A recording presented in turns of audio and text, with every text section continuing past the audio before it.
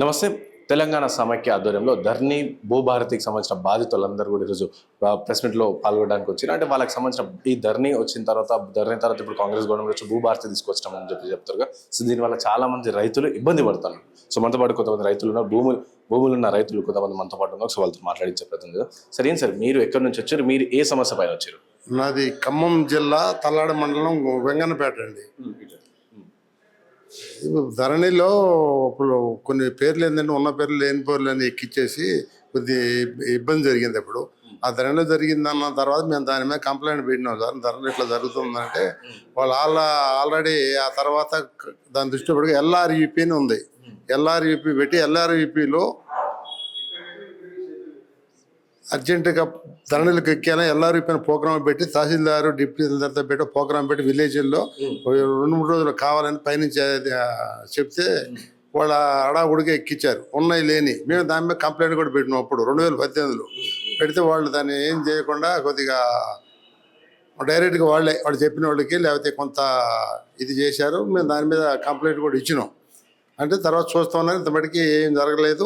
ఆ ధరణి పోయాక అంటే ఇట్లనే పెడితే మీ ధరణి ఉండదేం పోతే ఈ పరిస్థితి బాగాలేదు, వచ్చే గవర్నమెంట్కి మీకు అనుకూలంగా ఉండదు అనేది మేము సజెషన్ కూడా చెప్పినాం.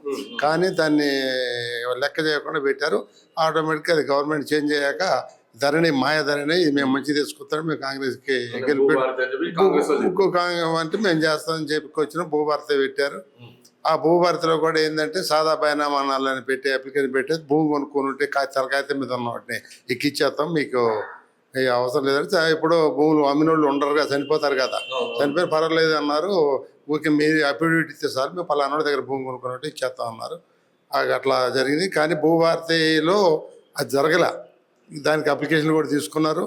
ఆ తర్వాత భూభారతిలో భూముల నుండి మాకు పట్టదారు పాస్బుక్ ఉండి ఏది పాత పాస్బుక్ ఉండి కొత్త పాస్బుక్ కావాలంటే ఇవ్వకుండా మేము ఆఫీస్ చుట్టూ తిరుగుతుంటే మీకు భూభారతిలో సర్వే చేసి రీసర్వే అయినప్పుడు కొత్త మొదలుపెట్టి సర్వే చేసి సర్వేలో మీకు భూదారు కార్డు అని ఇస్తాం, భూభారతి అనేది మీకు పాస్బుక్లతో సమానం మేము ఇస్తాం. గత 2 సంవత్సరాల నుంచి చేస్తున్నారు. ఇప్పుడు వాటికి ఏమీ లేదు.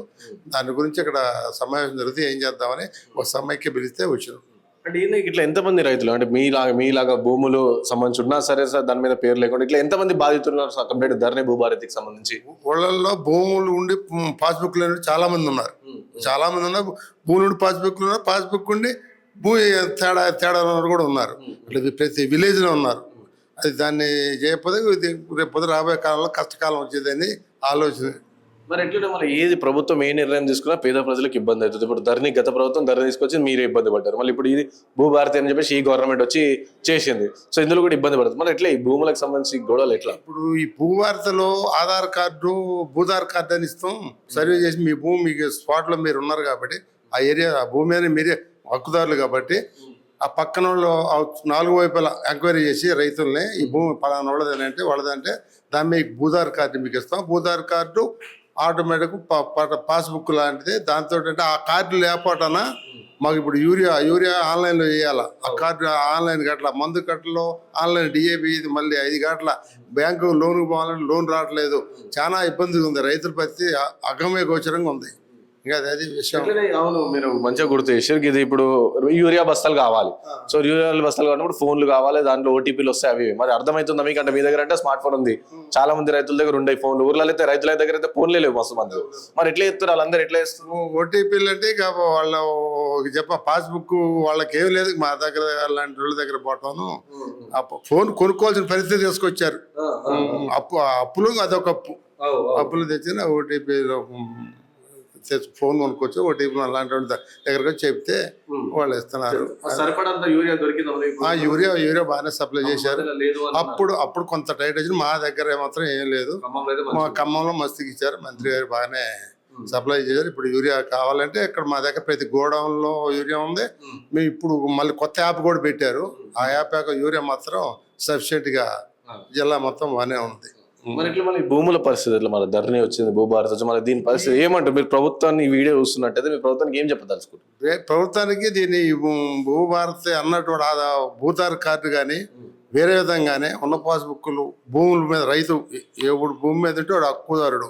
అతన్ని పక్కన పోయి సర్వే 4 వైపులు తిరిగి సర్వే చేసి ఒక రైతులు ఉంటారు కదా నాలుగు దిక్కుల వాళ్ళని వేసి ఈ భూమి ఎవరిది ఎక్కడిది ఎప్పటి నుంచి సాగు చేస్తున్నారు అని పెట్టేసి ఒక పంచనామా రిపోర్ట్ తయారు చేసి ఎంఆర్ఓ స్థాయిలో విఏఓ స్థాయిలో అంటే ఇద్దరికి విఆర్ఓ వాళ్ళు ఉండేవాడు లేదు ఇప్పుడు జీపీ వాళ్ళని పెట్టారు జీపీ అతనే ఇప్పుడు అతను ఆర్ఐ తహసీల్దారు వీళ్ళ స్థాయిలో పెట్టేసి వాళ్ళకి ఇస్తే కొద్దిగా రైతుగా అంత చిన్న పెద్ద ఎకరం ఉన్న వాళ్ళు 2 ఎకరం 3 ఎకరాలు చాలా పెద్ద రైతులు అంటే కొద్దిగా ఇబ్బంది ఉండదు. చిన్న రైతు మరీ నాన్న బాధలు పడుతున్నారు బ్యాంకు లోన్లు రాక. అందుకని దాన్ని ఏమంటే చేయాలని మేము కోరుతున్నాం. మద్దతు ధర ఎట్లా వస్తుంది? మద్దతు ధర కావచ్చు మీకు 500 బోనస్ 500 బోనస్ ఇచ్చారు చక్కగా మా జిల్లాలో పక్కాగా ఇచ్చారు. మేము వేసినాం మాకు ఇచ్చారు జమ చేశారు. ఒడ్లు కూడా కొన్నారు ధాన్యం కూడా కొన్నారు టైంకి కొన్నారు ఇంకో టైం కొన్నారు బోనస్ కూడా ఇచ్చారు చక్కగా చేశారు. అక్కడ ఇబ్బంది ఏం లేదు. అక్కడ అధికారులు మంచిగా చేశారు అప్పుడు.